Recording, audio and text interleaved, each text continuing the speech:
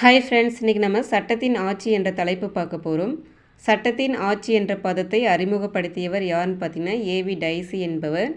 அவருடைய முழு பெயர் ஆல்பர்ட் வெயின் டைசி. இப்போ எக்ஸாமில் வந்து கொடுக்கலாம். எக்ஸாமில் வந்து சட்டத்தின் ஆட்சி என்ற பதத்தை அறிமுகப்படுத்தியவர் யாருன்னு கேட்டாங்கன்னா ஏவி டைசின்னு கொடுக்கலாம், அல்லது ஆல்பர்ட் வெயின் டைசி அப்படின்னு கொடுக்கறதுக்கும் வாய்ப்பு இருக்குது.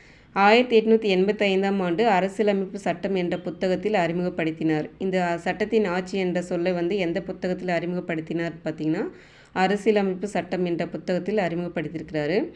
இவர் பிரிட்டிஷ் சட்ட வல்லுனர், இங்கிலாந்து நாட்டை சேர்ந்தவர். சட்ட வல்லுனர் அப்படின்னா வழக்கறிஞர். இவர் வந்து வழக்கறிஞராக இருந்திருக்காரு. சட்டத்தின் பார்வையில் அனைவரும் சமம் அப்படின்னு சொல்லியிருக்காரு.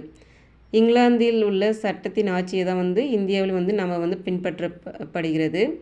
நம் இந்திய நாட்டில் வந்து எதெல்லாம் சமத்துவமாக இருக்குதுன்னு பார்க்கலாமாங்க.